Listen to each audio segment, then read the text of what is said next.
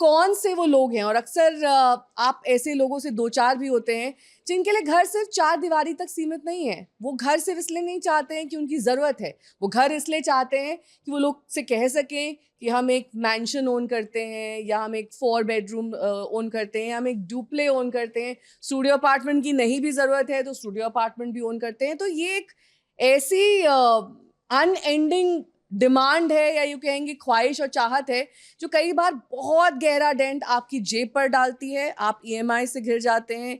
ये एक ऐसा विशियस सर्कल ऑफ बाइंग है जिससे आप निकल नहीं पाते हैं।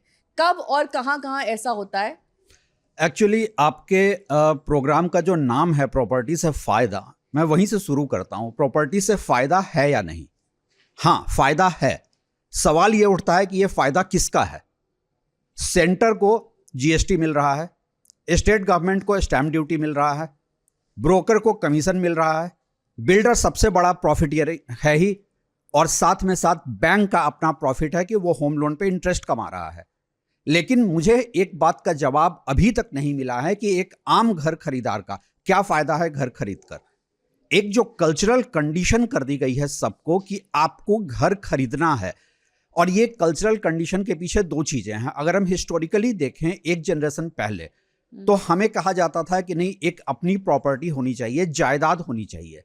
लेकिन इस दौर जायदाद शब्द पहले बहुत चलता था, अब नहीं चलता है, क्योंकि हम कई बार इनहेरिट भी नहीं करते हैं ना। अब पहले के जमाने में इनहेरिटेंस भी काफी रहती थी। हाँ, मैं उसी पे आता हूं कि जब हम जायदाद की बात करते थे उस जमाने में, हम जब बात करते थे प्रॉपर्टी की, तो हम बात करते थे लैंडेड प्रॉपर्टी की, जिसको आप जनरेशन वाइज ट्रांसफर कर सकते हैं। दूसरा, अगर आप याद करें हमारे फादर के जनरेशन में कभी भी ऐसा नहीं होता था कि यंग एज में लोन लेकर घर खरीद लिया गया हो। वो अपने रिटायरमेंट के वर्ज पे एक कॉर्पस बनाकर लेते थे।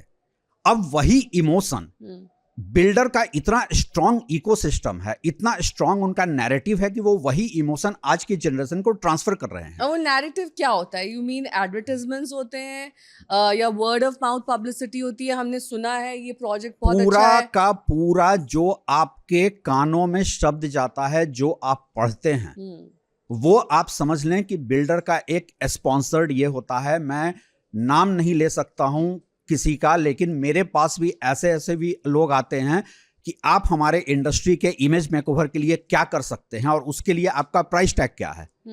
मैं कहता हूं कि देखिए, 1970s में जब फिल्में बनती थी तो विलेन कौन होता था? या तो स्मगलर या बिल्डर। आप उस इमेज के दायरे को अगर आज भी नहीं तोड़ पा रहे हैं, आज भी आपको एक फेक नैरेटिव बिल्डिंग की जरूरत पड़ रही है, तो आपको इंट्रोस्पेक्ट करने की जरूरत है। आम घर खरीदार को चार बातें बोली जाती हैं घर खरीदने के लिए। पहला यह है कि आपका एक घर एक नीड है। दूसरा, यह आपकी इमोशनल जरूरत भी है। तीसरा, कहा जाता है आपका असेट बनेगा। नहीं, ये इमोशनल जरूरत को थोड़ा सा आप इलैबोरेट करिए। एक लड़का जिस दिन नौकरी करता है, सोसाइटी उसे कंडीशन करती है कि यू हैव नॉट अराइव्ड। तुम सक्सेसफुल तभी हो जब तुम्हारे पास एक घर है, छत हो जाएगी, तुम्हारी शादी तभी होगी जब तुम्हारे पास एक अपना घर होगा। मैं अभी रिसेंटली एक ऐसे, अब उसमें वो इनहेरिटेड प्रॉपर्टी नहीं काउंट होती है, आपको खुद का होना चाहिए, ये खुद का होना चाहिए, एसेंशियल है। लेकिन एक बात और भी है कि देखिए, अब हम उस जनरेशन में क्रॉस करने लगे हैं जहां बहुत ज्यादा इनहेरिटेंस एक एवरेज इंडियन के पास तो नहीं होता है। बहुत रेयर लोग हैं जिनके पास इनहेरिटेंस वाली प्रॉपर्टी होती है। तो आपको जब पहले से ये कंडीशन कर दी जाए, मैं एक ऐसे केस स्टडी देता हूं। मैं अभी पुणे में किसी ऐसे का इंटरव्यू कर रहा था। 30 साल का लड़का है, आज उसके पास उसका नेटवर्थ है 22 करोड़ का, लेकिन उसने घर नहीं खरीदा है और रिसेंटली उसकी शादी इसी ग्राउंड पर नहीं हुई।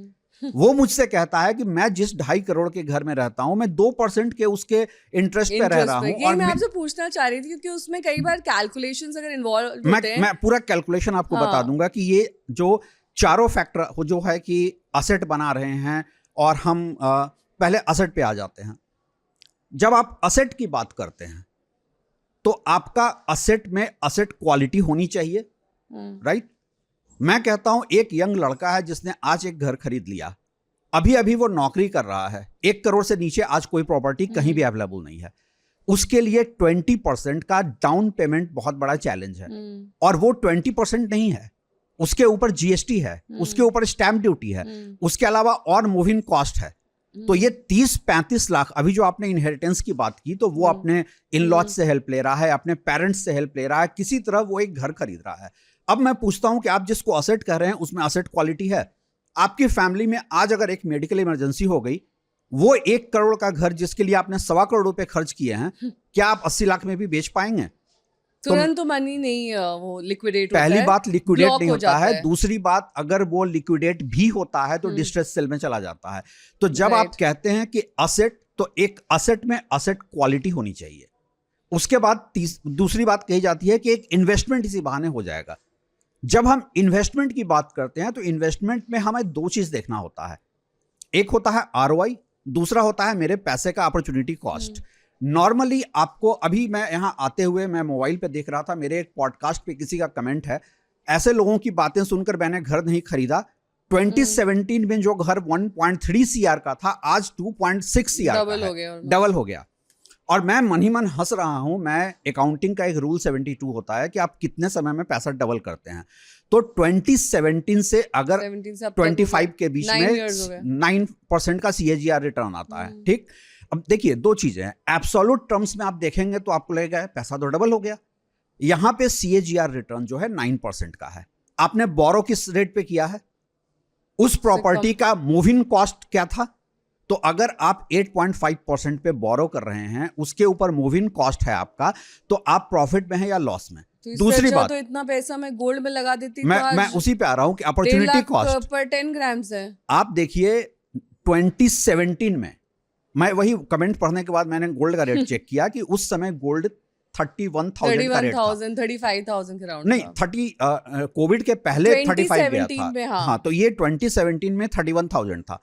अगर 31,000 आपने, और मैं ये नहीं कह रहा हूं कि आपने जो बोरो पैसा किया, आपने जो अपने पास से लगाया है वो पैसा अगर आपने उस समय गोल्ड में डाल दिया होता, तो आज आपका कम से कम 400% का वो रिटर्न होता। लोग एक्चुअली इंडिया में, टाइम्स एक्चुअली। हाँ, लोग इंडिया में गलती क्या करते हैं, एब्सोल्यूट टर्म्स में देखते हैं, पैसा डबल हो गया।